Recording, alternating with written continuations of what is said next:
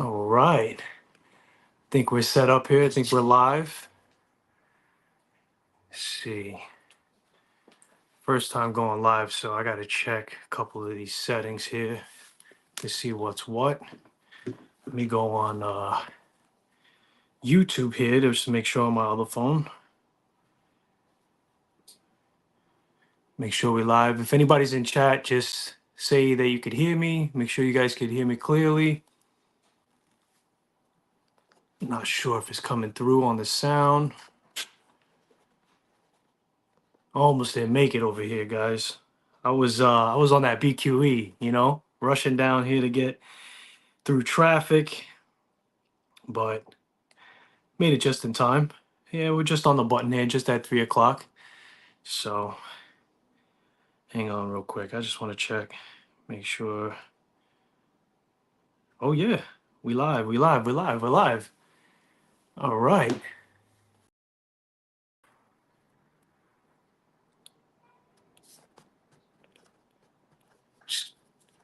Just in the camera here. Just give me a second.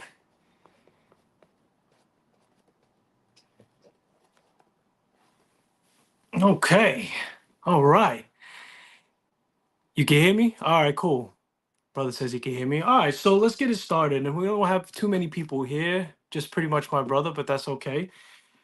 So I wanted to go live, guys. I wanted to just do like an introductory. This is my first time going live. I've been messing with a few things on YouTube, just doing some shorts, doing some long form, pretty much just dabbling and just seeing what really fits best for the content that I want to focus on.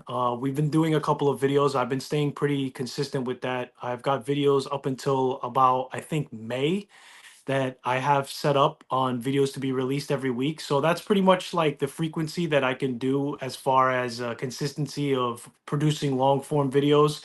And I really like long form videos over shorts because I feel like with the shorts, it's just not my style. I know that there's two type of people that view on YouTube. There's the long form, there's the short form, and I like to focus on the long form. Like if you're like me and you like to throw YouTube on the background while you're going through another platform and anything else, like it's just better to have something playing in the background. Like you have your headphone in your ear and you're just listening to something else that's going on. Ben and watch, Ben and watch. Yo, you go, bro. Sorry I can't hang around. Nah, it's all good, Ben. It's all good. I appreciate you just popping in to say hi, man. Like, I love the love and support. You're a real one from since day one. So I appreciate you, Ben, for popping in. So anyway, guys, I wanted to do a live. I wanted to just test it out. This is really like for me to just see how it is. So let's start from the beginning, right?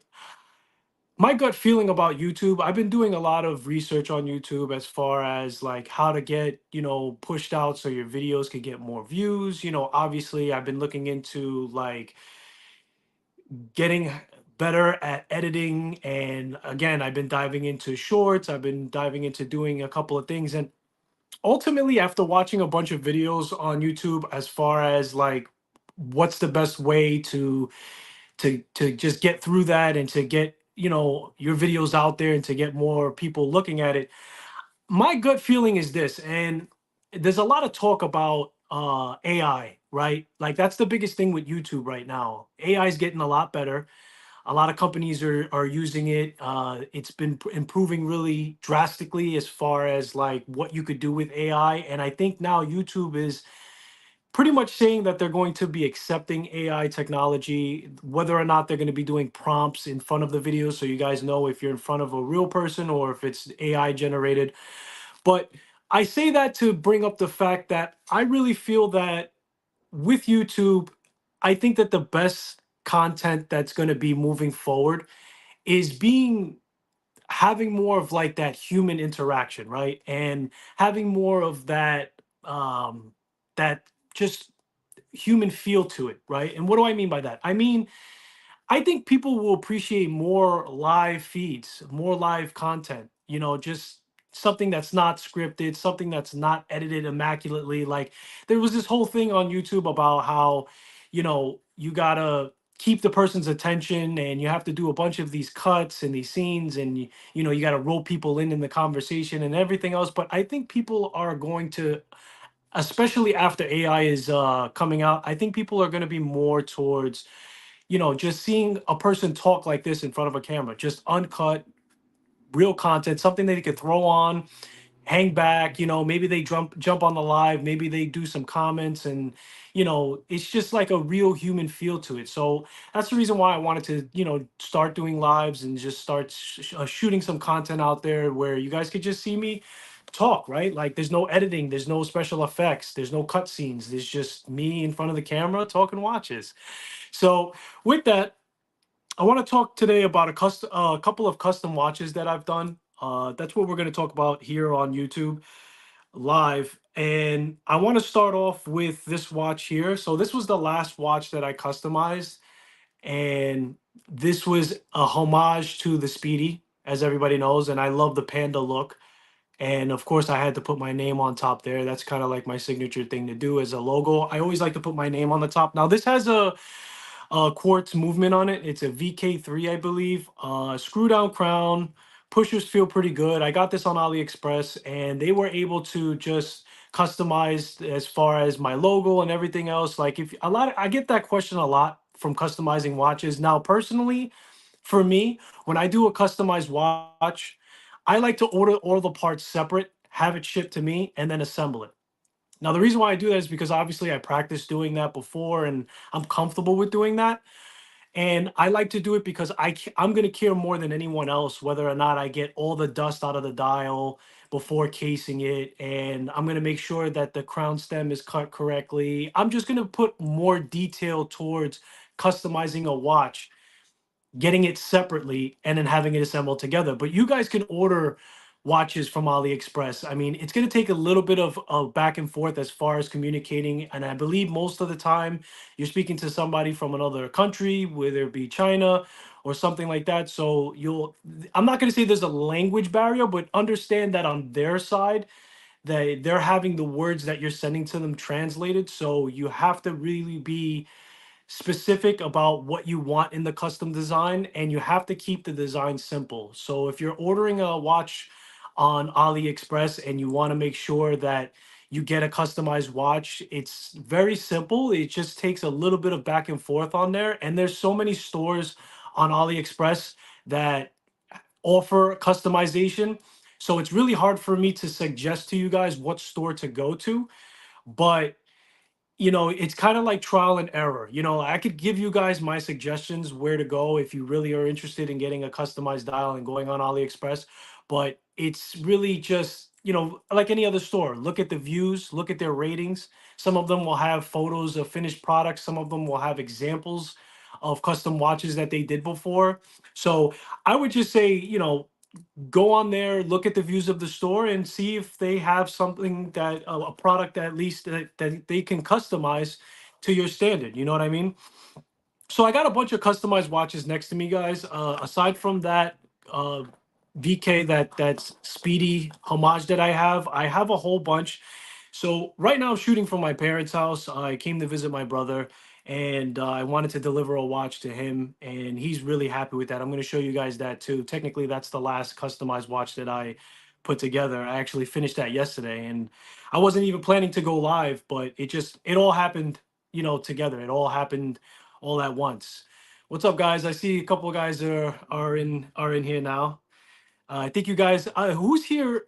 I'm just curious, who's here from Watch Crunch? If you're from Watch Crunch, put in the chat like WC, just so I know. You guys are really great for supporting me on Watch Crunch. I really love you guys, and I wanted to give a shout out to you if you are coming from there. But I have three watches that I customized for my brother. And I'm going to show you guys one of the custom watches that I completed for him early on in me customizing watches altogether. Let's just get the bezel aligned. I know how you guys get like to see that. So this is another watch that I customized. This was for my brother. Let's see if we can get the glare gone. Here we go. So it says Outcast at the top, and it says 3500. So 3500 is my brother's favorite numbers, and Outcast is his clothing line. So I was really excited to do this build. Now, as you see on the bezel of this, this is actually a GMT bezel. So I've had people tell me before, hey, why do you have a GMT bezel on a regular, you know, on a regular movement? And the answer to that is it was just the colorway that I was going for, right? That's the beauty of customizing watches. It's really can just do whatever design and you can put together whatever you want. You don't have to follow the rules, guys. If you like a specific colorway of a bezel and you want to really match it up to the design that you're putting together. I mean, listen, how many times like we I love a bezel on a dive watch. A dive watch is my absolute favorite watch, hands down. But have I ever used a dive watch to time anything? No. Could I? It's more like we want to like have that option just to say like just like the water resistance. Do you need something that's like 1,000 meters? No. But does it make you feel that much better when you take the watch out in the rain? Yeah. It's just one of those things. And the bezel is for me is the same thing. I'm never gonna use it to time. My brother's probably never gonna use it to time anything. But it has the aesthetics, right? It has the aesthetics that he wanted. Red is one of his favorite colors. And let me see if I could get the watch closer. You can see the seconds hand has a red tip to match the bezel. So, and of course, one of my biggest pet peeves, man, it's like, yo, guys, it's 2024. I almost said three. It's 2024. Match that date wheel, baby. Come on, please match that date wheel. I just like it a lot better. And, there's times where the date wheel, when it's at the 3 o'clock, and it's taking up that space and they have like a white indicator on there, it makes sense to have a white date wheel on there, even if you have a blue. But for me, I always like to try to match the date wheel with the dial. And I just really think that this stealth look to it, the whole thing is PVD, black coated, you know. It has a diver's extension in it, if I believe. Not a diver extension on this one, actually.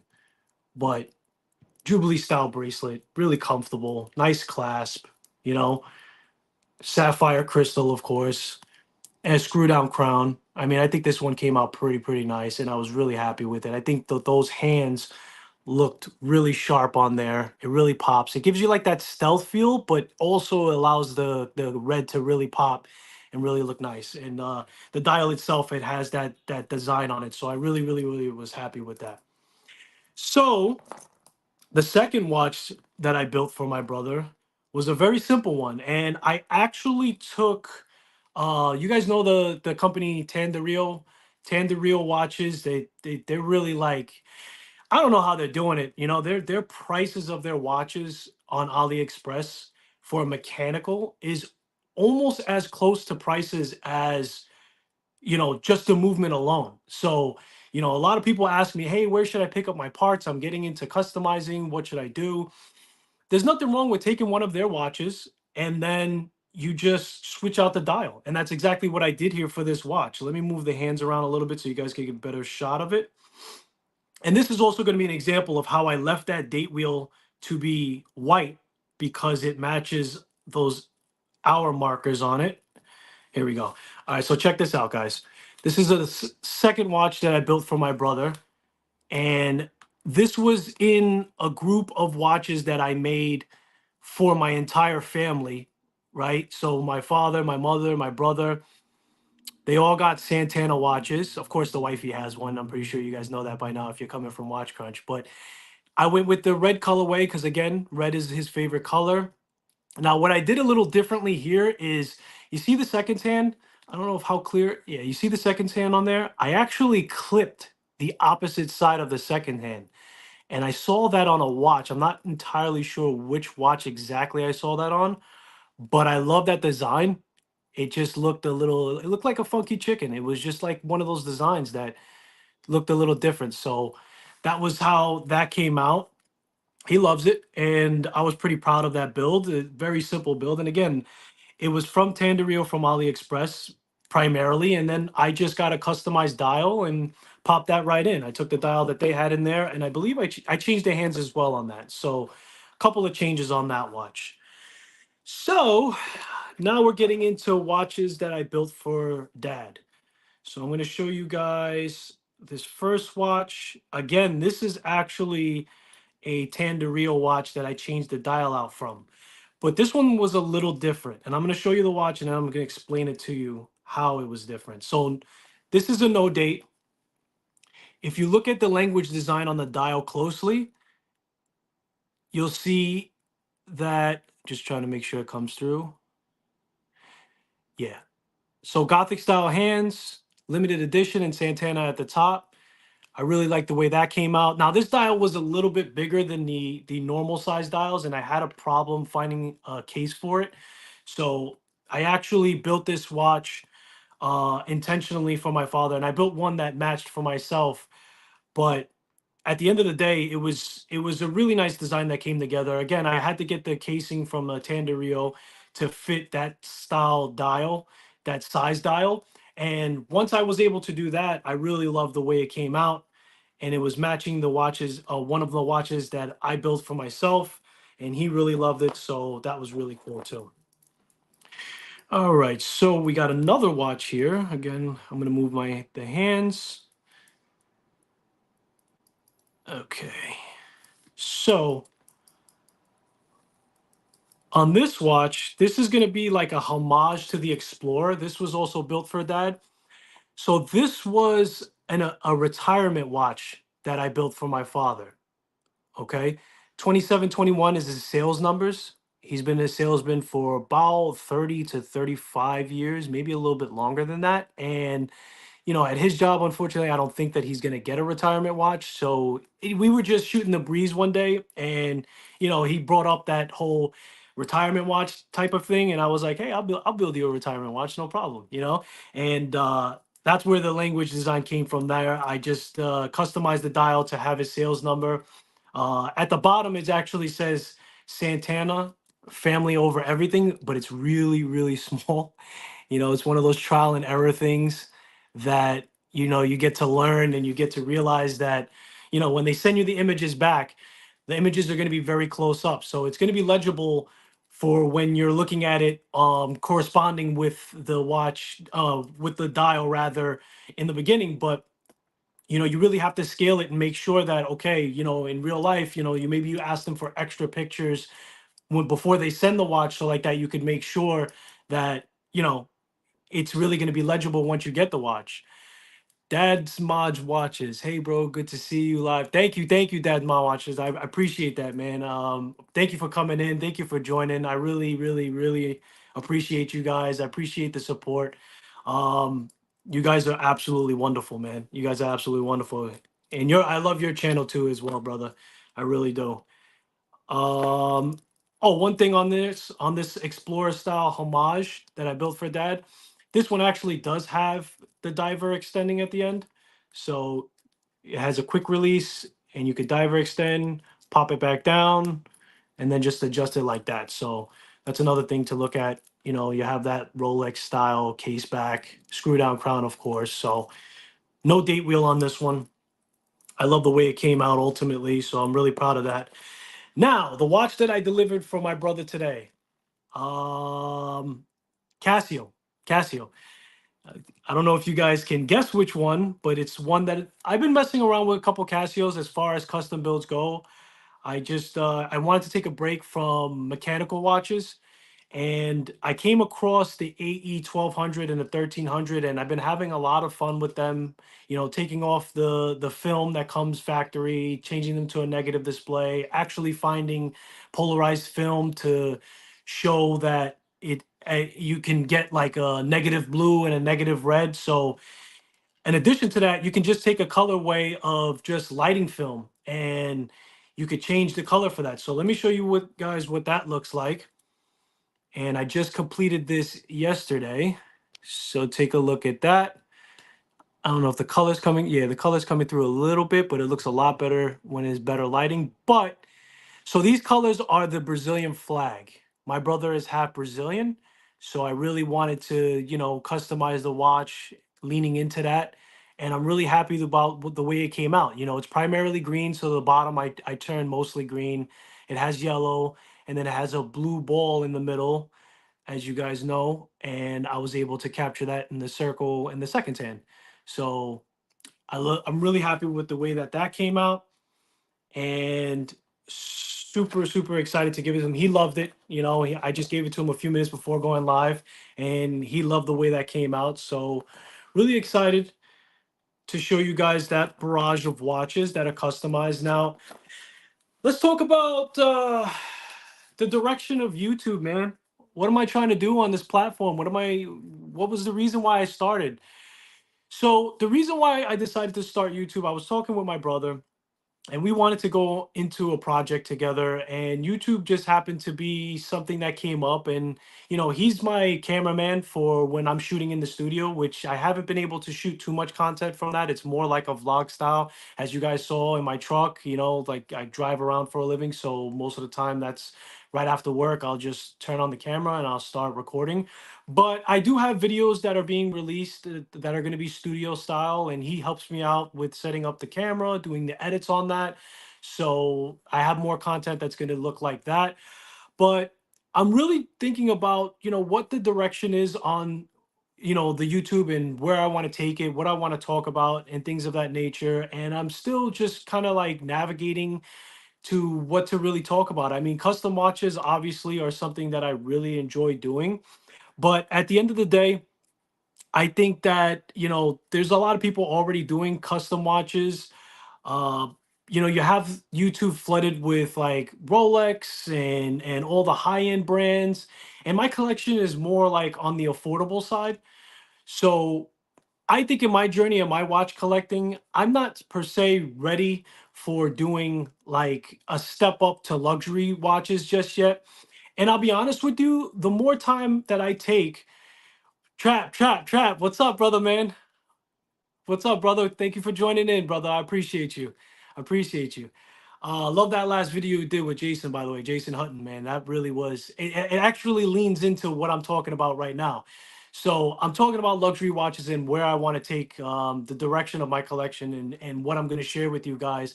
But as I take more time, I'll be honest with you, I'm finding a lot of these gems. You talk about Jack Mason, you talk about, Jason Hutton's line, and he's an independent brand. You talk about, you know, just a bunch of brands out there that, they really have great and fantastic pieces that really feel like luxury. And once you dive deep into them and you check out what movements that they're putting inside the watches, you really see that the quality is there. I mean, granted, there's always going to be that side of buying luxury where they're going to have, the history, they're going to have the big brand where, you don't have to worry about getting it serviced and everything else. But listen, you can find a watchmaker that has a lot of talent to do these servicings of watches. I mean, I don't think that's going to make or break my decisions. And if you love Rolex, if you love Patek Philippe, if you love Audemars Piguet, I'm not saying don't get that, man. Like, go ahead and get that, But at the end of the day, I really think that more towards like sub 1,000, or maybe a little bit higher, like around anywhere between 1,000, 2,000, you could really get a watch that is up to par with these luxury brands, and really lean into that type of vibe. Trap. I just left a high-end AD 30 minutes ago. We just had this very conversation. Yeah, I believe it, brother. I really feel like, that's going to open up a lot more, you know, in the future, as far as, being able to get a quality watch. Like, if you really, I mean, obviously Rolex, they're the top dog in like branding. They're the top dog, and just like, you're flooded with it, right? You go on YouTube, you see all these YouTubes on it, and those are going to be the ones with the highest views and everything else. But if you sit down and you have these conversations, you go to watch conventions. I went to a convention with the wife, and she's actually on the YouTube now. My wifey, I love you. Um, if you so wifey went with me to a watch convention in the city last October, right? The Watch and Wind, where you get all these independent brands. I mean, you had Oris there, you had so many, man. Jack Mason, you had Christopher Ward, so many brands. We saw, I forget the name of the brand, but this guy had a cool story about how his father was a fireman, and it had all this like material in it that was based out of making it from fire hose and everything else. And when you really dive deep and you learn about these stories, from these independent brands, and you see the quality and the design and the passion that these guys have, I think that that excites me more than just going with your standard Rolex or just going with, and then there's the money value of it too, right? You're spending 10 grand on a watch, it's going to take you a lot longer. And listen, if that's your thing, if that's your cup of tea, absolutely go ahead and do that. But just know all your options, right? I'm leaning more towards like going about it where I'm going after these watch brands that are putting their heart and soul into the watches, and they're really just dedicating a lot of good resources as far as the movements, as far as the aesthetics. And there's a lot of value there where you can get that satisfaction of getting the feel of luxury from it, you know what I mean? And really enjoy it. All right, let's look at some of this chat here. Let's look at some of this chat here. Hang on. Okay, wifey said hi. Cartier just pushed Omega out of that number 2 spot. Really? Cartier pushed Omega out of the number 2 spot. That's crazy. That's insane. Especially because like Omega has like such a plethora of options out there, man. Like I mean, their Speedy is their bread and butter, but I think that in the luxury sector, the Speedy is kind of like overkill by now. I mean, especially with the Swatch coming out and really them collabing with that one. Yes, it breathed life into getting a Speedy, I think personally, because I mean it got my attention. Like I just built this custom watch based off of the Speedy, because I didn't want to spend, $6,000-7,000 on a one, but I got my satisfaction there. And I picked up a moon swatch. We went to the city, me and the wife, we took a shot in the dark and they had one and I picked it up. But as far as like Trap telling me right now that Cartier got pushed out of the pushed Omega out of the number 2 spot, that's pretty interesting, man. That's kind of crazy. I gotta look into that and see what's going on there.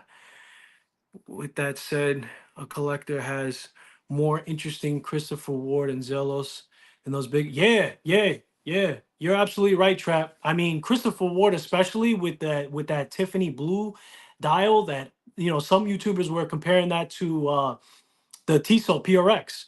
Like, it's just a beautiful watch. But I mean, what you're getting for like as far as the movement and as far as the aesthetics, like it's just a crazy, crazy colorway to go with it. On top of that, too, Christopher Ward, man, Zelos is another one. Absolutely, man. Like Trap, you're 100% right. Zelos is really, I mean, you got some people that are diehard Zelos fans. I believe Trap, you picked up a watch not too long ago. I forgot the name of it, man, but you were posting it up on Watch Crunch too. What was the name of that watch that you just picked up? Well, it's also, I believe, a watch that's really, really, really nice.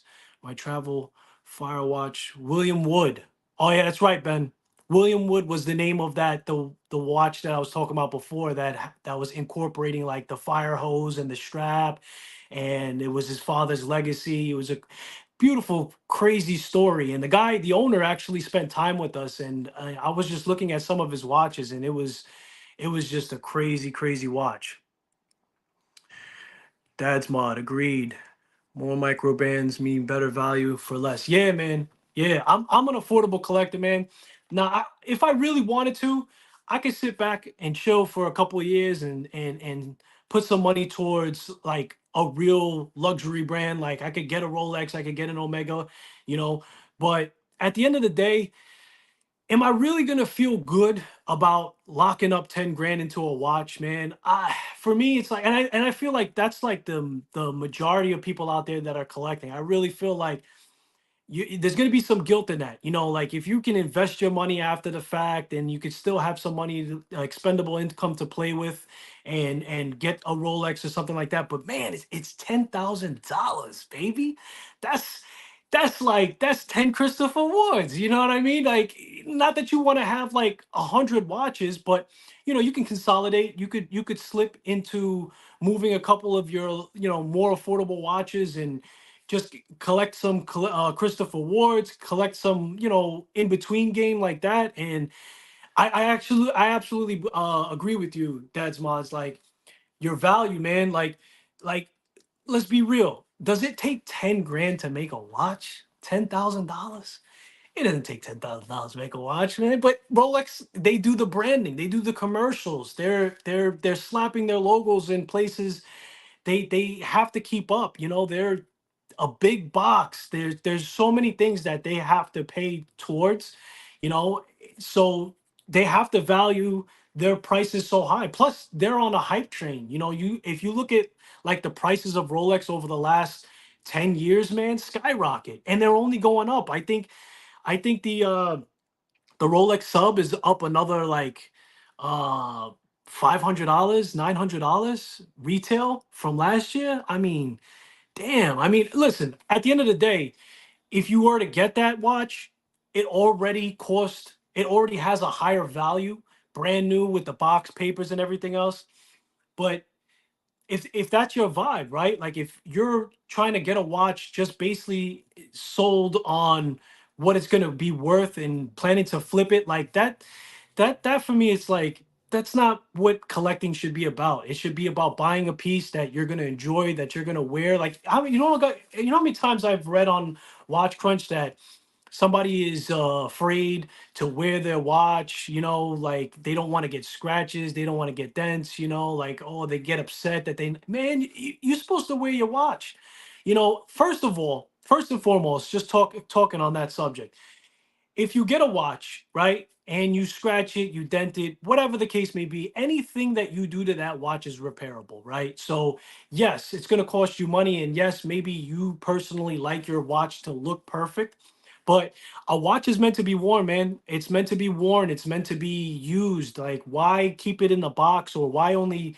take it out for tea time? Like, you know what I mean? Like, you want to take it out, you want to look down, like, you know, you guys know that feeling when you look down at your watch and you get a little cheesy smile and you're like, ah, yeah, I love this watch. You know, like all my watches pretty much on the affordable side give me that feeling. And I feel like if a person's not wearing their watch because they're worried about, you know, keeping its value or keeping its aesthetic, keeping it looking perfect, it's like you almost lose the whole point. All right, let me look at some of the comments here. Let me look at some of the comments. My bad, guys. This is the first time live, so I'm just trying to figure out. Ba, ba, ba, ba, ba. Microband. Okay, that's where I like AD mentioned. Lean towards affordable options. Yep. Trap mentioned the ULA yeah, ULA diver. Yeah, man. Yo, Trap, after your live, dude, that's what got me to that epiphany. That's what got me to it because I was dancing in my mind back and forth with you know, I know right now I'm gonna chill with my collection. That's a fact. Like I already decided, like I want to be around 31 watches. Cause for me, there's 31 days on the longest day of the month. So a watch a day is nice enough for me to keep you know, fresh. Like all I have to do is swap out also a strap on a watch. Boom. That watch feels like it's brand new. You know what I mean? So I'm really trying to consolidate my collection at this point and really make sure that I'm enjoying every single piece that's in. I'm getting rid of it. I'm selling it. You know what I mean? Like I'm making room for the next step. And the next step for me was luxury watches. But what really changed my mind is actually Traps live with Jason Hutton and his oh man, that meteorite dial with the blue. Oh my god. I wish I had that watch right now so I could just throw it on this live. That watch goes crazy. If you guys haven't seen that, you guys got to check that out. That meteorite dial with the blue bezel is something to go after. And then you check the movement. I believe the movement in it is phenomenal. The movement is phenomenal. It's a luxury watch for sure, man. It's a luxury watch for sure, and you don't have to spend 10 grand to get it. That's the thing. And if you read their story, Jason's story, man, you guys got to look at stuff like that because it's his story is kind of crazy. Uh, Also own the Zelos. Zelos is always good, man. The black tip, yeah, Zelos. I see, dude. When I started looking at the daily WRUW on Watch Crunch, Zelos pops up all the time, and their dials, their colorways on their dials. Oh man, chef's kiss. And I think they sell out like in seconds. Like Zelos is kind of crazy. Like low key, high key, Zelos be selling out like one, two, three. Like I watched their releases one time, man, and it was like, oh, okay, we're releasing this watch, and everybody knows when it's going to be released. and then boom, like it sold out. And I'm like, wow. So that's what got me thinking, like, you know what? Uh, let me start looking more into watches like that instead of focusing on like high end watches that are too crazy. I want the full Voom version. Sold my Zelos Carbon. Yeah, Zelos, they hold their value too. If I'm not mistaken, Dad Mods. I think if you want to get out of that watch, you know, it's still gonna have its value because people want that watch. Like I said, most of their releases get sold out so quick. So people are just like crazy to get it if they missed out on the release and you got one still in good condition. Wifey says 10 grand. Yeah, I know. Especially the wife, Wife's like 10 grand, my guy. I love my wife. My wife's great. Trap Vision 250 to 750 can get you an amazing. Yeah, man. Absolutely. Absolutely. And if you look at it in the perspective trap where you're like if you have the income to be able to save up to a 10 grand watch, then you could even look at, you know, bumping that margin up to like 1,000, 1,500, because 250 to 750 trap, you're absolutely right. You get a phenomenal watch, and then you open up even more doors if you get to like 1,000 to 1,500. Like there's some crazy, crazy watches that people don't know about that we really need to get the message out there and doing stuff like you did with Jason, man, just getting them to get their name out there and to talk about their watches, talk about their story. I think that's the key for us right now, for sure. Trap, yeah, I'm on board with Trap, man. He's dropping gems right now on this chat, collecting Santanas. Yeah, baby, you missed it. I showed them the Santana watches, the one that I built for my brother.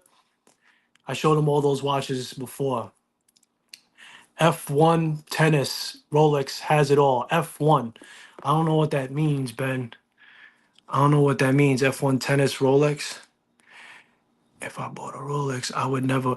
Nah, see, that's what I mean. If I bought a Rolex, I would never wear it. Yeah, that's what I mean. Like, I think that a lot of people who buy Rolex, they really they feel the same way. Like they're gonna baby it. You know what I mean? Like they're gonna be too afraid to put a scratch. Forget about bringing it on vacation and worrying about, am I in the right neighborhood in this place? You know what I mean? Like, or leaving it in the safe in the hotel. Like, no way, no way. Actually, I read a post on Watch Crunch. One of the cats, he was too afraid to take his Rolex on vacation. Long story short, he was in the pool. He saw somebody else had a Rolex on, and he started up a conversation. So like deep down inside, he was kind of crushed. He was like, "I wish I had my Rolex on. I could talk with him, but he was too afraid to take it on vacation." So I'm like, I understand that. Scary to wear Rolex. Yeah, scary to wear Rolex these days. You hear the things that are going on in London.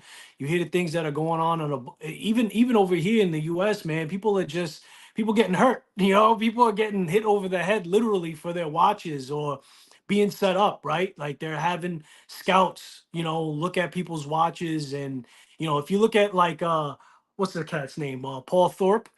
He talks a lot about that, and he actually set up like a whole program for people who like lost their watches. And you know it's called the vault or something like that online, where you could safeguard it if anybody was to steal it and try to resell it. So scary times, 100%, Ben, on wearing a Rolex for sure. Zello, Spinnaker, Phoebus, Squale.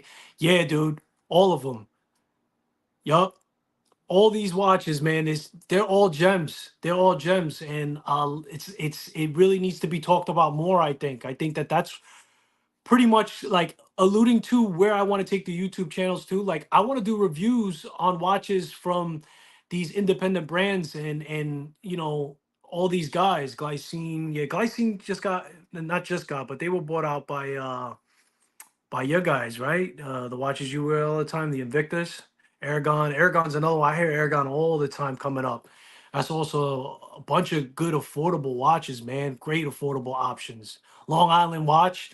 Yeah, so I made a YouTube. It's not released yet. I got YouTubes that are staged to be released all the way to like May 10th at this point. But one of the times I talk about my SKX and I talk about Mark's SKX, right? Like I really think Mark he really he saved that, you know, because I think if somebody's really starting off in the game, they're gonna come across a bunch of videos for the SKX. The problem is that, as we all know, it's discontinued. And if you're looking at a brand new SKX '07, $800, baby. That's $800. Like there are no more new ones in the market. And if it is an actual new one from Seiko and not some Frankenstein one, the '07's like $800, and the '09 I think is around $500 to $600. So Mark, he saw the hole in the market, man, and on his channel and on his company, he brought that back. He has that as I forget what it's called. I think it's the Island 2. Don't mark my words on that, but not only did he bring that SKX back, but he did everything that Seiko should have done. Like you look at the Seiko 5s, it's a great watch, man. It's a great watch. I'm never gonna put down any watch from any brand, you know? Like Apple gets a lot of heat. I put on an Apple Watch every single day. I double wrist my stuff. So I'm game for any watch. I got love for anybody who's putting something on their wrist. But yeah, man, I don't know. Like when Seiko brought back the 5KX, I really feel like they let a lot of people down. They let a lot of people down. You know, the water resistance and just a bunch of things, a bunch of features that Mark actually he put it into there. So L'Oreal, defining, or punching. Yeah, yeah, you're absolutely right, man. There's a whole bunch of companies out there for sure. I definitely want to get into like independent brands, and do some reviews on their watches and really talk about it. Wifey says micro bands. Okay, maybe I said something wrong. She's trying to correct me. Steel dive. Yeah, Steel dive is a great, great watch. You know, even I'm probably gonna get canceled for saying this. There's probably gonna be a lot of people that cancel me on this one, but Pagani Design, bro, like you want to talk about affordability. You want to talk about a great way to step into watch collecting.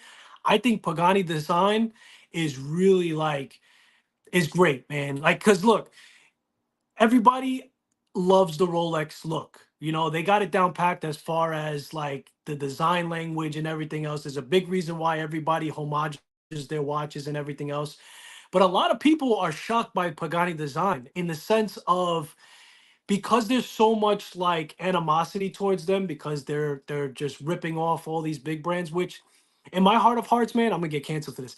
In my heart of hearts, I don't think there's nothing wrong with what Pagani Design is doing, man. I think it's a shame that any hardworking man or woman, you know, that is putting their pants on in the day and going out to work and going out and they have this love for watches and they want to add it to their wrist. Like, I don't think we should be making any product unattainable to anybody who's out there working hard and wants to enjoy their money and everything else. So like if Rolex was the only person allowed to have their language design, like you couldn't make their case, you couldn't make that Rolex sub, the Rolex Explorer type of thing on homage watches, that'd be a shame. You know, there's a lot of people who like that design language, and Pagani Design's bringing that to you for under $100, baby.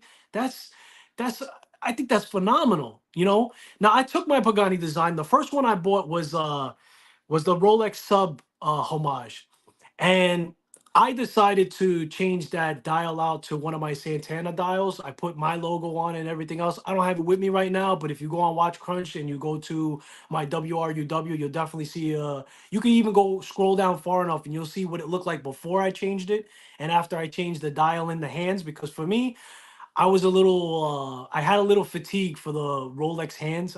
Like that Mercedes hands it's overplayed for me. But I think everybody deserves that design language. And the only thing I wanted to do was I changed out the dial because I love putting the Santana dial on there, and like it just adds to like when somebody's like, "Hey, oh man, is that a Rolex sub?"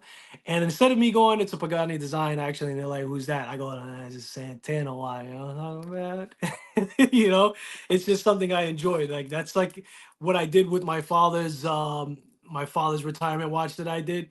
It's that Explorer look, but I put his sales number on there. It's his retirement watch. He gets to enjoy the watch, and if it ever needs a service, 123, I pop the movement out. It's the cheapest service alive. It's a $30 service charge for me to just swap that out for me. Because I'm doing it myself. So Steel Dive though. Steel Dive is another one. I believe Ben, they do a lot of also like homages, which is the reason why that I was talking about Pagani Design too.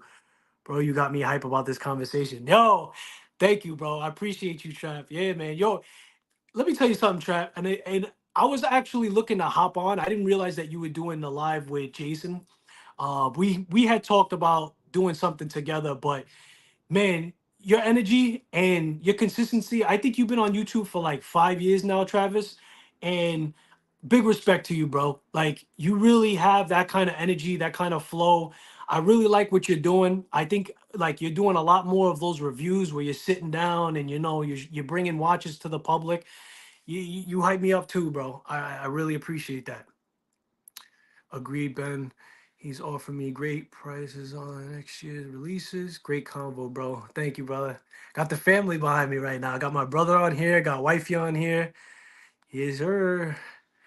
All right, hang on now. Let me scroll down these comments. Working off my phone, guys. You gotta bear with me over here. Forgetting stages. Love this Santana voice. Just does it for me. Thank you, Ben. Thank you, Ben. A lot of love for you, man. I really enjoyed building that 2024 travel watch, Ben. Um, that's what really showed me also like how strong this community is with Watch Crunch. Like, so just to give anybody who doesn't know what I'm talking about the backstory, Ben and Watches, he does on Watch Crunch a travel watch. He has a couple of them out there. So the idea is to have a watch, send it around to different countries, have people wear it for a couple of weeks, post about it, post pictures, and it's just a lot of fun. Like some people add to the mods to the watches, some people just take really cool like pictures of where they're going and everything else. And so I told him that I wanted to be a part of his 23 watch, which was a Casio. And after that, I was into heavy modding watches at the time, which I am still, but I'm a little bit more laid back as far as modding watches. I'm taking a break and I'm trying to do this content and focus on that. But long story short, I told him, "Yo, I'll build you the next 24 watch," and he's like, "Yeah." But he was. He didn't just say yeah. He was really pumped up about it. Like I could feel the excitement through the text. He was so excited, and so I built a watch for him that's kind of like a what type of watch was that? It has a shroud. It's like a Seiko Tuna. I really built it to be durable because I wanted people to really like go on adventures with the watch. Like if you're a diver, take the travel watch and dive with it. Like I know a lot of people want to be respectful, so they like, oh, I don't want to get, I don't want to mess up in case the water resistance doesn't. And this was with the last person that was with the 2024 watch, and I told him, I said, dude, beat that watch up. I said, whatever you do to that watch, I can fix. So we've been sending the watch out. It's already been at the UK. It's traveling around. It's gonna make its way. So if you guys want to see the story on that, go to Watch Crunch, go to at Ben and Watch, and follow his travel journeys. He's got a couple of them out there. He's got a 24 one that I built for him. He's got the fireman watch out there going around. It's a really nice event. I saw, honey. Oh, so she was here from the beginning. Wifey says she saw the watches that I showed her that custom in the beginning. She was snooping in the background. Yeah, Zero West is amazing. Also, extreme. I gotta check out Zero West, man. It sounds familiar, Travis, but Zero West. It sounds familiar, bro. But if you say it has a crazy story, that's another thing. Trap like the stories, man, the stories behind these independent brands.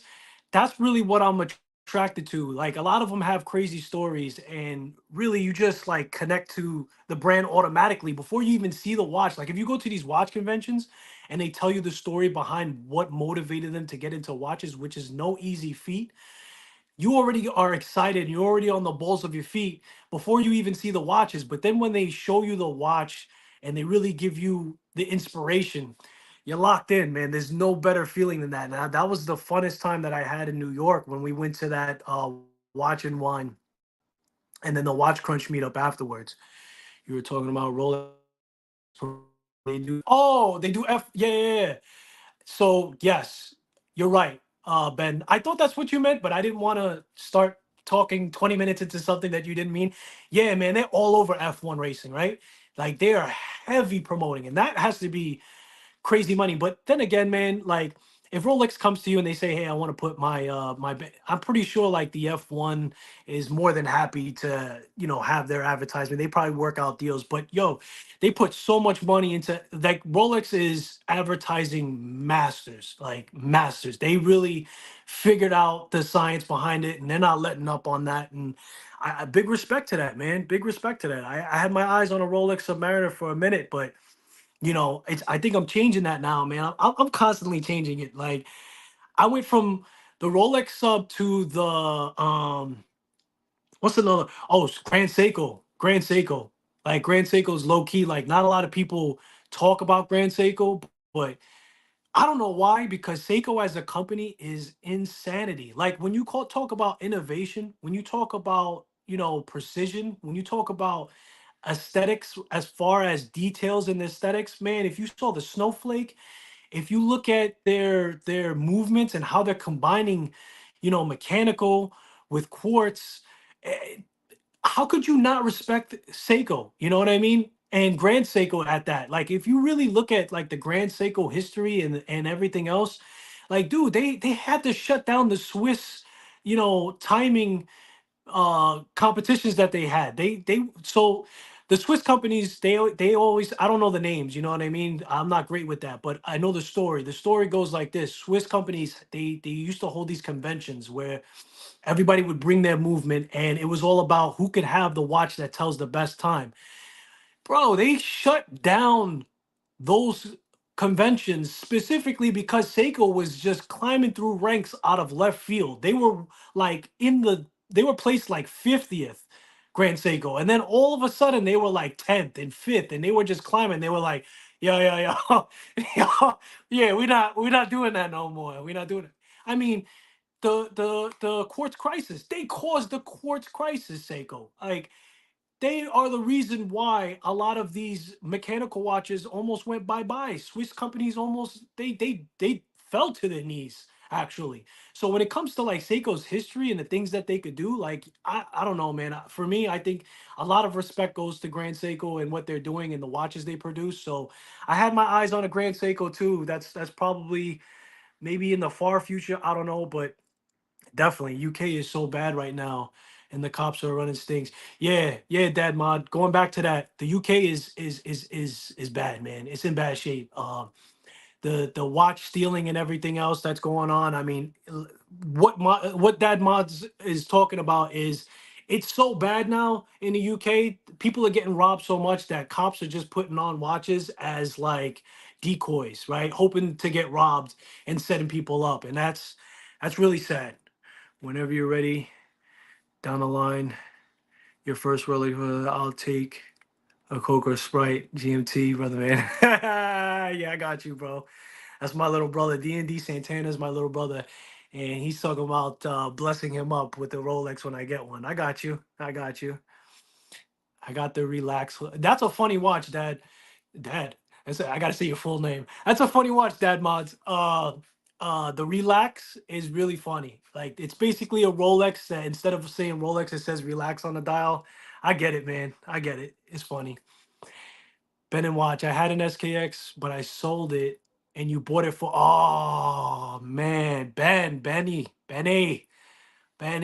You sold it for 150 euro. I mean, listen, man. When it was in its prime, I mean, the SKX watch, it was in everybody's watch box, bro. Like, it was like if you had Rolex, you had that SKX sitting right next to it, and they were like, "What?"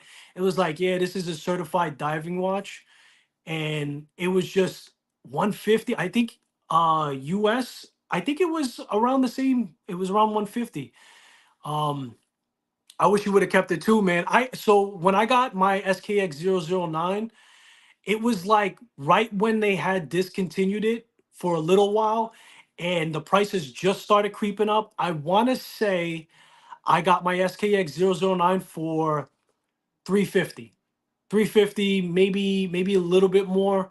Um, I mean, I got that as a gift, but you know, it was just before the prices went crazy. Now that '09, like I said before, that's around $500, man. $500-600 brand new. It's rough, but Yeah, Ben, that's a tough pill to swallow. I feel you. Maybe down the line you can get an Islander or something like that, but Dad's mine. I had a few Pagani design. Yeah, Trap Pagani design. Like I said before, man, Pagani design. There's nothing wrong with it. There's nothing wrong with it. I really feel like it opens the doors, especially if if you're getting into affordable, if you didn't even buy a mechanical watch, and I'll even talk about like Trap, you know damn well, Invicta. Invicta's got their is it Pro Diver? Something like that. They got their mechanical, same thing, man. NH35, phenomenal watch. A lot of people again are surprised when they get it because they feel like this mechanical watch is so affordable. How could it be good quality? And then they end up pulling the trigger and they feel a little like iffy about it, but then they say, wow, this watch has some quality to it. The feel is really good, you know. So who's your wife, Santana? I want to say hi. My wife, let me see what she put as Sharifa Santana. Sharifa Santana is the wife. I mean, the Santana should have gave it away, my guy. Yeah, Sharifa Santana is my wife, brother. just just playing. Pagani design is also perfect for modding. Yeah, absolutely. That's exactly what I did with mine. That's my little brother. Yeah, the I just decided to change. I changed the dial and I changed the hands on my first Pagani design. It was, listen, 90. It's sub $100. A custom dial on AliExpress is probably gonna run you anywhere from like 30 to 50 beans. Okay, so altogether, sub 200, you got a watch that has whatever logo you want in it. You could put your last name, you could do whatever. You just got to make sure that dial that you're getting is the right size and everything else. But there's a bunch of stores that sell you the whole thing complete. Like in my situation, I already bought the Pagani design, so I was locked in. And it wasn't until after the fact where I decided to change out the dial. So that was the way that I went with that one before I started just buying all the pieces separate and just putting them together. But if you already own a Pagani design and you want to swap out the dial, that's a way. That's a great way to do it. Or you could go to one of these stores on AliExpress and it's like Amazon, man. Like you look, when we shop on Amazon, we looking at the reviews, we're looking at how many people purchase this.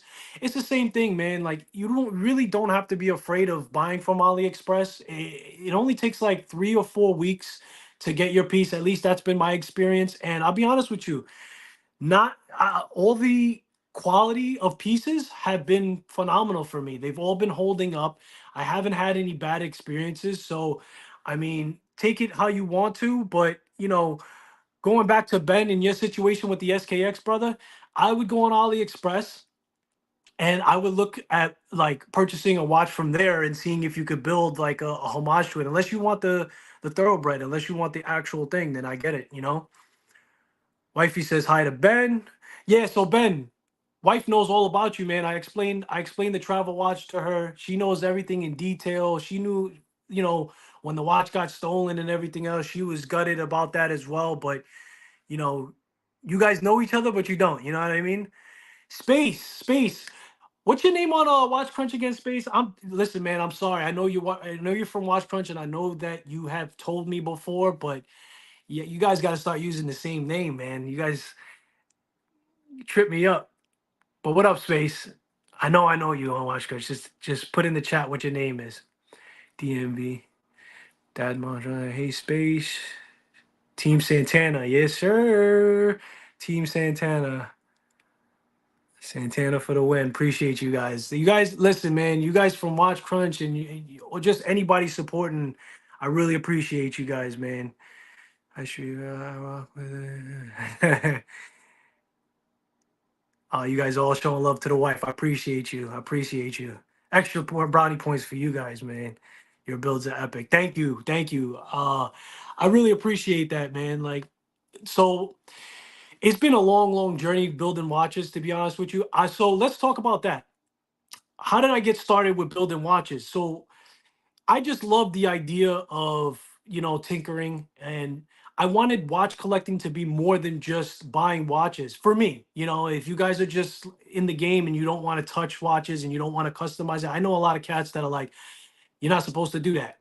They're like, so you're supposed to let watchmakers make the watch and then you enjoy it. So, or some people just don't like to tinker. So, I respect that. But for me, I wanted watch collecting to be a little bit more than that. I wanted it to be a more of a hobby, right? So I decided that let me give it a shot. And the way I went about it for my first watch that I customized, I actually bought a watch from the do it yourself, the DIY watch club, and I went with the bronze casing. So you guys on Watch Crunch, you guys know the watch. It's the bronze watch that I always put up on WRUW with the emerald green at this point in stage. So they were a great company because they give you all the pieces that you need. It's a little bit more pricier. You're probably spending around $400 to $500 for the whole set, but you're getting everything. You're getting the case, the hands, the dial. You're getting everything you need, including the tools. So you know, that's the one thing. Like, if you're getting into wanting to customize watches, you're wondering if you're buying the right tools. It just takes away all that headache, and they give you all the tools. Actually, they give you extra hands because hands are the most fragile piece when you're doing a custom watch. So they give you an extra pair of hands, and I believe what else did they give you extra? I think that was it, just an extra pair of hands. But in any case, they give you the whole complete set. And that was my journey to start with. I had the simple setup, I had the simple tools all rolled up together. I put that watch together. Now, when I did that, I already had researched that dials are interchangeable, and I realized that for the most part, do it yourself was a Seiko movement, an NH35 movement. So I knew that there was plenty of parts and everything else. So I didn't assemble the first watch from what they sent me. I ended up changing out the hands and I ended up changing out the dial to a Seiko dial. So if you go to my Watch Crunch account and you scroll down my WRUW, you'll see the first stage. Matter of fact, if you look at the last post from that bronze watch, I actually posted a before and after. So I was working on that watch like in and out for like a couple of years. So the first watch that I ever built from Do It Yourself Watch Club, I've actually played around with multiple times. But I think at this point that watch looks exquisite. Like, I think that emerald green color came out phenomenal. I love the hands that I put on there. It's patinaing really nice on that bronze case. But I've had a lot of fun with it, man. You don't have to only build one watch and then that's the end of the story, right? Because the first time you build it, I'll tell you guys why I kept working on it. I chewed up the hands. Like, I was just you moving around the hands and trying to get the hands on the first time. Like, there was a bunch of scratches on there, and uh, ultimately I didn't like the Seiko name on it. Once I got bougie once I got the Santana name on a dial. I was like, that was the only thing I could do for me. I wanted Santana on all my dials. So I ended up going back and I changed that emerald dial. I changed that dial to the emerald one with the Santana on it, and I changed the hands because the first hands they were just chewed up and everything else. So that was how I started my journey with customizing watches, and from there, like, I really, you guys know, if you know from if you're here from Watch Crunch, I built Watch Crunch watches. I built a bunch of my Santana ones. I built the travel watch. I'm probably up to like, I want to say 30 watches that I've customized so far, in total, and it's so much fun. If you're thinking about customizing watches, my plug is go to AliExpress to start off with, or if you're worrying about getting the right tools, get everything in complete, like with the Do It Yourself Watch Club, and have some fun. Take your time when you do it, because it could be frustrating, especially when you're putting on that second hand for the first time. Oh my Lanta. That'll get you. That'll get you. And the more frustrated you get, the more angry you get, and the more you're gonna want to try to force things. And forcing things and building watches, they don't go hand in hand. So if you get frustrated, take a deep breath, take a break, go back to it. I've ran through many watch pieces because I wanted to either rush it, or I was just getting frustrated of things not going on, and realize that, man, it's a skill, it's a talent. Customizing watches, like, you get a greater appreciation for a mechanical watch, number one, when you customize watches, but you also get a better appreciation to the customizing craft, the watchmaking craft, right? Like, you take for granted, man, these small mechanical parts and these small mechanical movements. Now, I've even taken a course online and I've disassembled the whole entire movement and put it back together because I wasn't sure if I wanted to get into actually servicing movements. But for me, it was a little bit too much of tinkering, and I didn't enjoy it as much. But I've taken a full ST3600 movement, which is like a pocket watch style movement. It's very big, so the pieces in it are a lot bigger than a normal small movement. So that's the watch movement that I practice on. But it's a lot of fun, man. It's a lot of fun. Hello, by the way, that's a dope concept. Ben is a genius. Yeah, man, that concept that Ben came up with, I think is amazing. I think Ben, you need to stick to that, bro, and you need to like keep trying to reach out to brands and keep trying because I think, listen, if Christopher Ward's not a good example, but if an independent brand came out, right, and a lot of them will go to YouTubers to do reviews on their watches, but if you found a brand that is just up and coming and trying to get out there, Ben, you should really look into doing like a YouTube about that, bro. You really need to like explain exactly what you do with the watch. And then on the YouTube, when people are posting about their experience with it, like you're up in the UK, so when it's down in New York, you saw my post that I did for New York, man. You can make multiple videos of your travel watch and the experiences that people had with it and what your ideal is with it. And then that's a great idea for these up and coming brands to like, hey man, I saw what you're doing. By then you'll have like these tight knit community people that you can trust to send that watch out to. Maybe you have to submit their information, like how they submitted to one YouTuber to do reviews and send the watch back. But I think that'll be a phenomenal idea, Ben. You really need to like take that and run with it. I don't know if you want to do YouTube, but all right, Ben had to go. Cheers, dude. Oh no, I think cheers, dude. Ben is saying, "What's up, Trap, my man? Trap is the best." Hey, hold on, guys. I'm just going through the comments. Space. Hi, Simon. Love Lancaster. You've come. Trap, what did you say, bro? You've convinced me. Go live tonight. You got me fired up. Thank you, man. I appreciate you. I appreciate you, Trap. So, Trap, here's my one thing, bro. I want to hop on a live with you all day long. Believe you me. But I'm not. I go to bed early, bro. I got an old soul and I got an early schedule. So, like, when these YouTubers go on live at 8 o'clock at night, I'm like this watching their lives. I'm like, oh yeah. So we gotta talk, Trap. Me and you gotta talk about a timetable and everything else. Maybe like a 6 o'clock, 5 o'clock jump off or some type of thing. But we definitely gotta hop on a live, bro.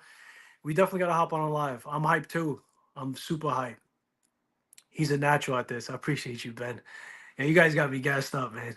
I'm gonna stay on here for like 5 hours. Space, right? He's great. Thank you, guys. Thank you. Wifey showing love. I appreciate you guys. Thank you. Thank you. What do you guys want to talk about, man? Give me a subject to talk about. I don't know if you guys been here for the whole time, but where I'm taking my YouTube is, I really I can already tell I enjoy doing a live. I'm actually all right. So today I had a video release, right? I did a review of Orient Bambino version 2. And you guys can see my energy, like versus this live versus that one.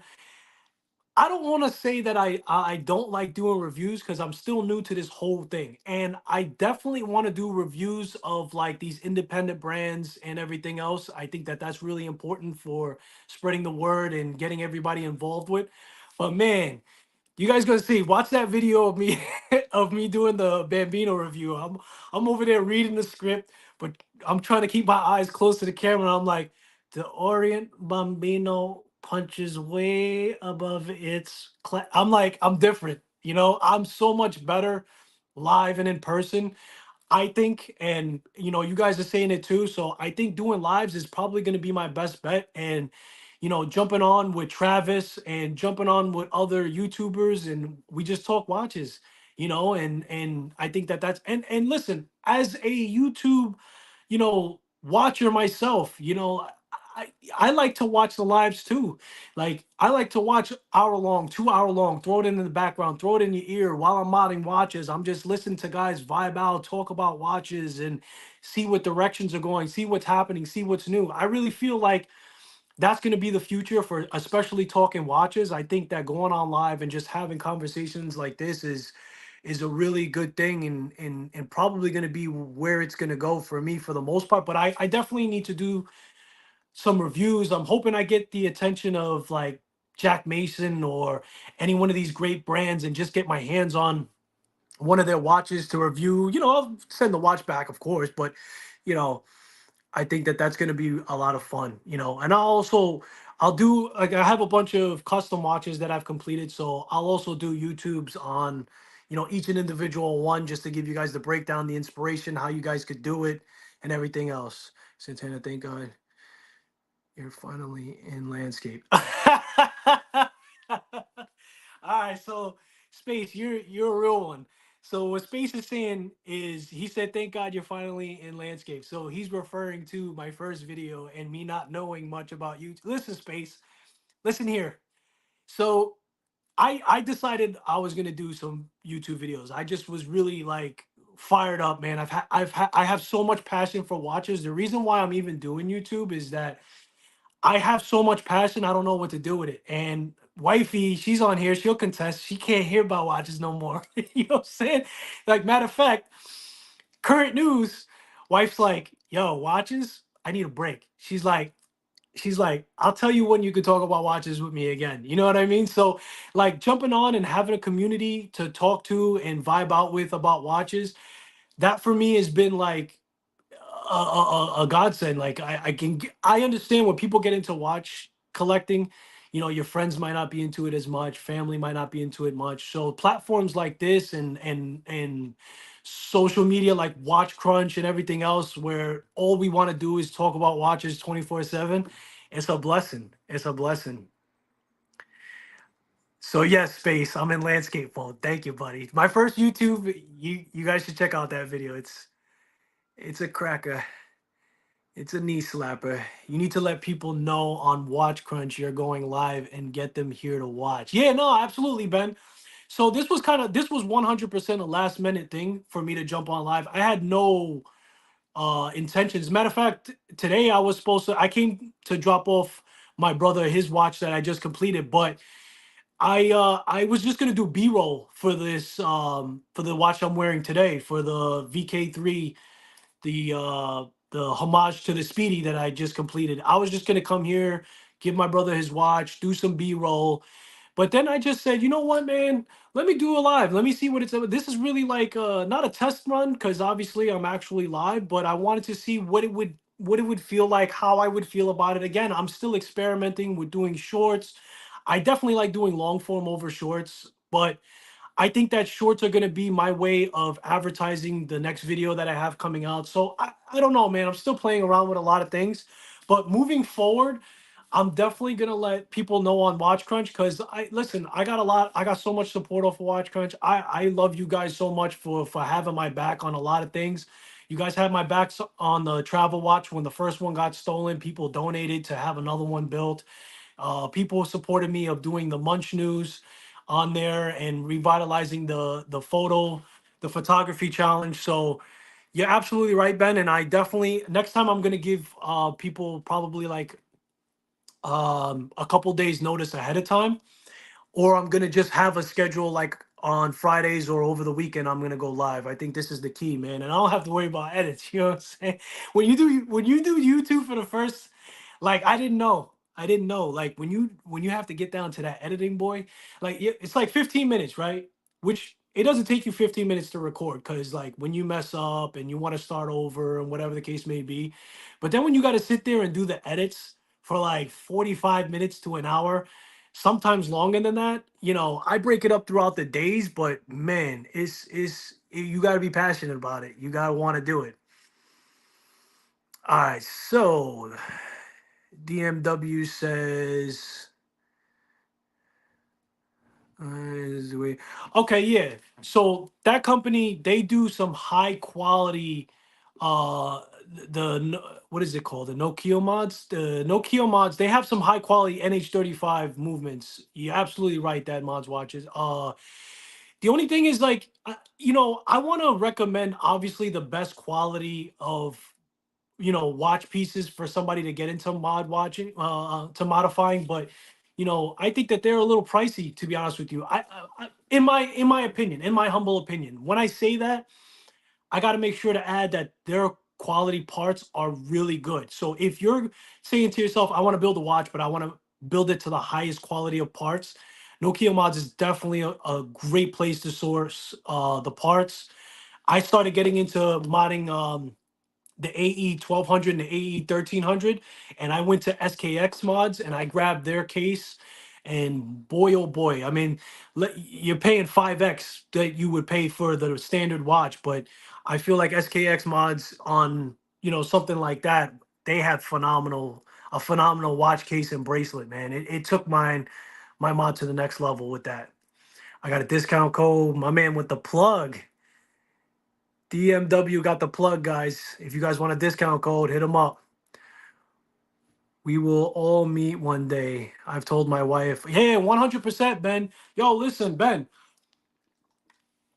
if you're ever coming down in New York, like to one of the watch events, I mean, Watch Crunch, they pretty much they did a meetup after the Watch and Wine in New York, in Manhattan. And it was a vibe. Wifey came. A lot of people brought their better half. We all vibed out. We were all from Watch Crunch. We had a good time, man. We got some drinks and everything else. So definitely, if we could do something like that, that'll be cool. Just incorporate even other people from Watch Crunch, and people from YouTube and stuff like that. We'll all get together and we'll grab a drink. We'll talk watches. I'll bring some of my custom watches. You'll bring some of your, that's definitely the way to go. And then, Ben, if I'm not mistaken, I think you just had went to your first Red Bar, and I saw the post on that, bro. That was pretty cool. You built some phenomenal relationships off of that. Yo, I met a few people at the Watch and Wine. So at the Watch and Wine, of course, Long Island Mark was there. Absolute gentleman. I didn't get to talk to him for too long because he was doing his thing with the watches and he was selling and everything else. But he was an absolute gentleman. I had a little bit of a conversation. I took some pictures with him. He was cool. I saw Watch Chris at the fair. Absolute gentleman. He stopped. We talked actually for a little bit because we had left, me and the wife, the fair, and then we came back, and we bumped into him, and he was just a cool dude, man. Watch Chris and Mark from Long Island Watch, but then in the beginning of it, I bumped into Max. Yo, let me tell you something. Max is a tall dude, bro. I bumped into him and I recognized him because obviously his profile picture on Watch Crunch. And I looked at him and I was like, yo, I think that's Max, blah, blah, blah. So I pulled up on him and I was like, you know who I am? I was real corny about it. I was like, you know who I am? He was like, he looked at me like I was like, he's like, oh, damn, one of the New Yorkers. And then I showed him the Watch Crunch watch and he was like, oh, it's the guy. You're the guy. I'm like, I'm the guy. It was really cool, man. And yo, let me tell you something. Max is tall, bro. Don't go by his videos. Max, like, there's not many people when I have a conversation with them where I'm like face to face, eye to eye, because I'm 6'4". Yo, I was eye to eye with Max. He has to be at least 6 feet tall, man. And he's just a really, really cool dude.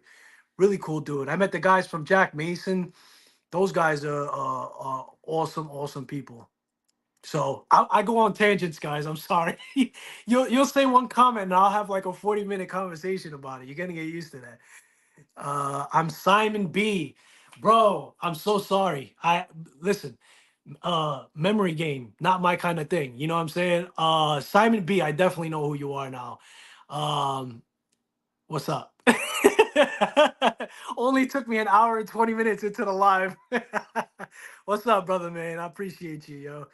I appreciate you. New York City is on my list. Yeah, man. If any of you guys are going to any of the events or something, hit me on Watch Crunch. Let me know because I would love to meet you guys in person and put the face to the name and have some laughs, man. We vibed out, bro. Like I brought my I had two Watch Crunch watches that I modified for Watch Crunch, and the energy is crazy. The energy is crazy. When people saw it and they really got excited about it, we started talking watches, so it was really like a vibe. for sure. And JC Watches, what's up, brother man? I appreciate you. Appreciate you. Absolutely. Thank you. Thank you. Thank you. Thank you. At Ben and Watch. Reviews. Yeah, yeah. So doing reviews on straps, yeah, I mean, I want to do it all, man. If I could come across anybody who's willing to loan them out to me and let me talk about them, I think reviews are definitely a necessity for what we're trying to accomplish here on the channel, for sure. So I definitely will. I'll look into them. I'll look into Artem straps and see if they're. I think you're doing YouTubes on Artem straps, though, man. I'm not trying to.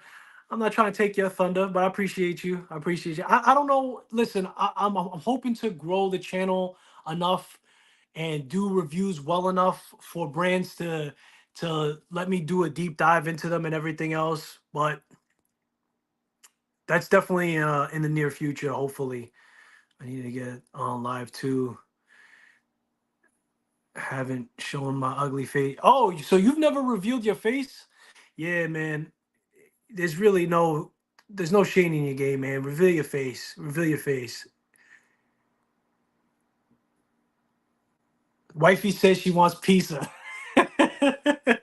Yeah, man. We're gonna do wifey and I's gonna do a Love is Blind. We're gonna finish that up on some pizza. So I gotta wrap this up soon, guys. So I'm gonna go 10 more minutes, guys. So if you have any questions for me, that's another segment that I wanted to do part of this live, guys.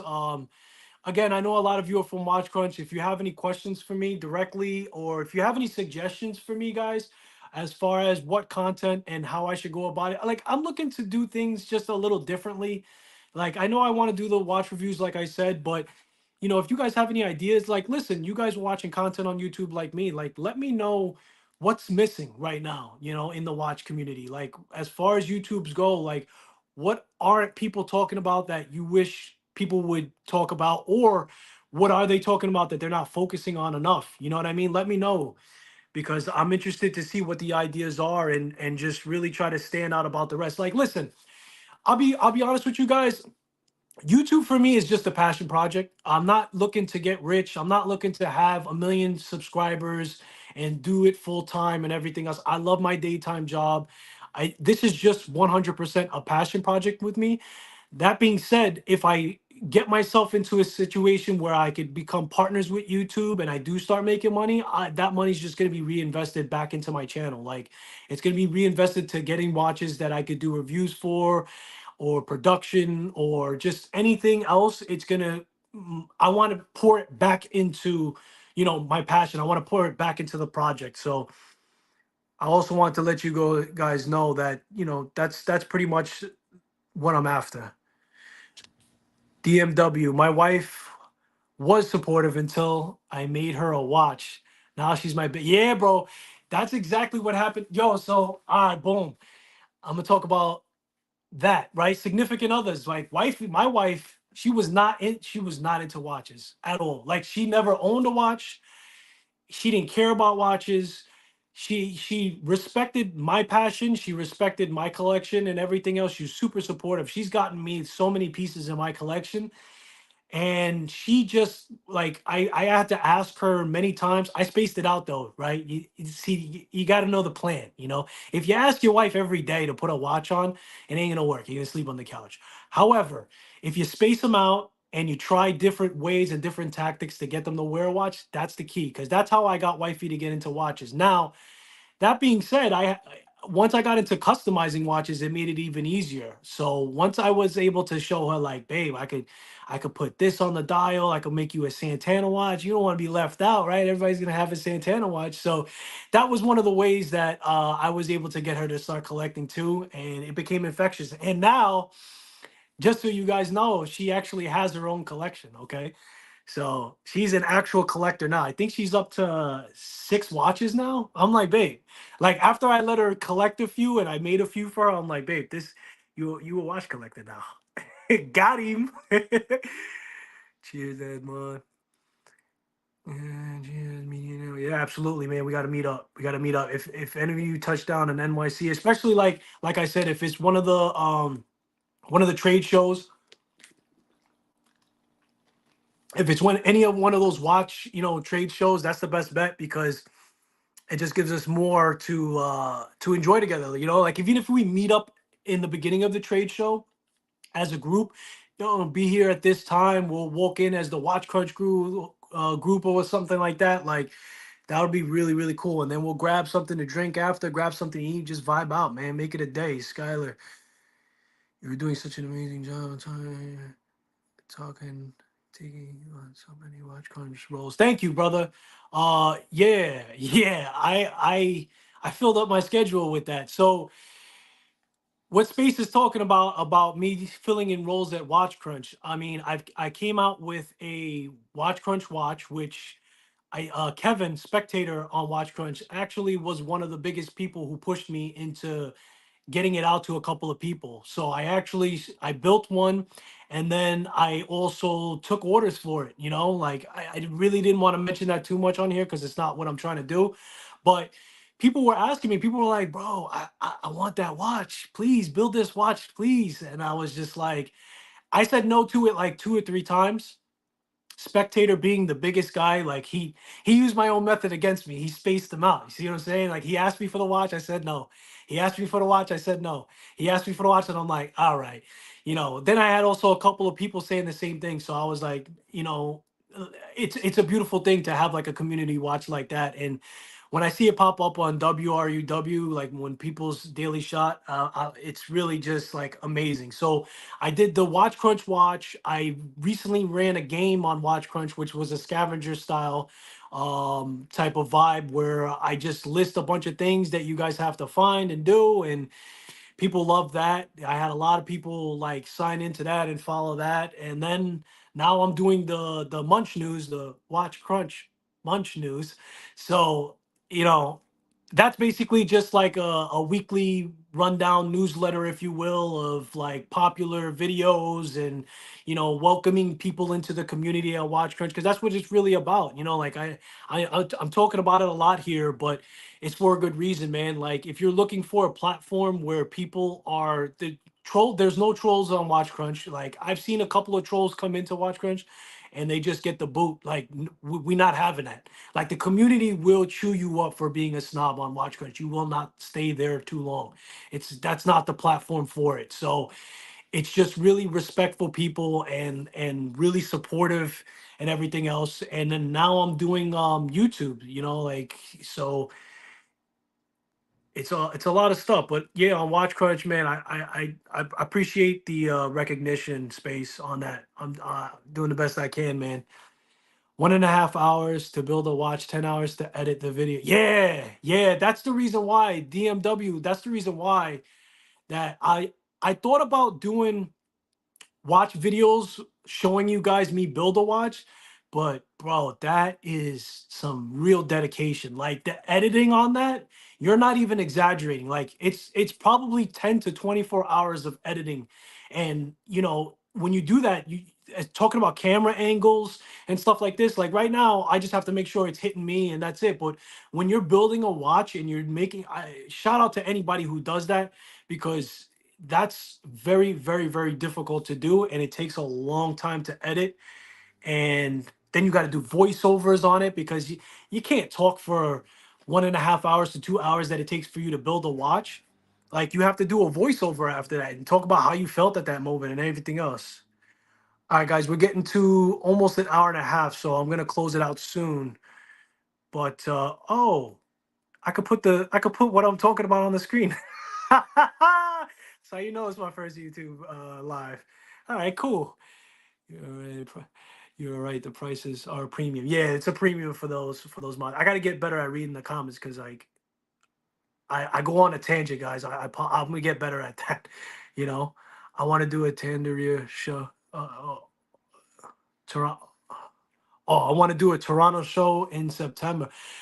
Yeah. So DMW, if you do a Toronto show, let me know if you actually set that up and you put that in motion, because I will add that to the newsletter at Watch Crunch. I'll add that to the Munch News and make sure that everybody can see that. And make sure you can get as many attendance as you can. I don't think I'll be able to go out there because I'm getting right now into season at my daytime job where it's gonna get kind of hectic for me. But definitely when you set that up, bro, I will broadcast that and let people know on the Munch News to make sure we get as many people as we can going out there. Long drive. Red Bar was amazing, and I got the second one in April, and I met the guy. And the guy I met on the first March for yeah, I saw your follow up to that Red Bar. That's what I mean. Like these meetups, like you can build a long time relationship. You could build like a legitimate friendship if you start vibing out, and then you get to see like watches you've never seen before. So I definitely feel you on that, Ben. I definitely feel you on that.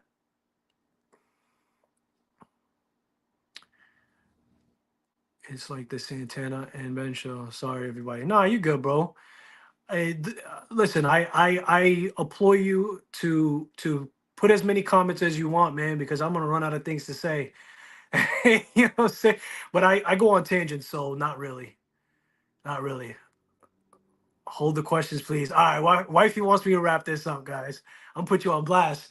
Oh, she got a picture there too. That's wifey, y'all. She put her picture on there. Ain't she beautiful? Mm, it's my wife. It's my better half. She wants pizza and she wants to watch Love is Blind. Don't spill the tea. I don't know what you mean, babe. Don't spill the tea. Love Kevin Spectator. Yeah, Kevin Spectator is the man, bro. He's all right. Let me let you guys in on another secret. I've been trying to gun for Spectator's position, and like if you guys go to the about and you go to contributors, I've been trying to like beat Spectator on contributing, but boy oh boy, that man's got that position on lock. But he's a cool dude, man. Kevin's a cool dude. All right, guys, we're at an hour and a half. I'm gonna wrap this up, or I'm gonna sleep on the couch. So anyway, guys, if you are watching this after the fact in the recording, let me know about what kind of content you guys would be interested in seeing. I appreciate you guys for those who showed up to the live, man. I really appreciate the support. Next time, I'll definitely put a longer heads up so like that you guys know when I'm going live. And yeah, again, if you guys are seeing this after the fact, just put in the comments. This will be uploaded to YouTube after the fact. So if you're watching this after the fact, just let me know what kind of content do you think I should be doing? What is YouTube really missing? And do you like my ideas on some of the things that I want to do moving forward? So anyway, guys, thank you for joining in with me on this Friday. Have a lovely weekend, and I'll see you guys next weekend. I think I'm going to do another live next weekend as well. So take care, guys. I'll see you then. Peace.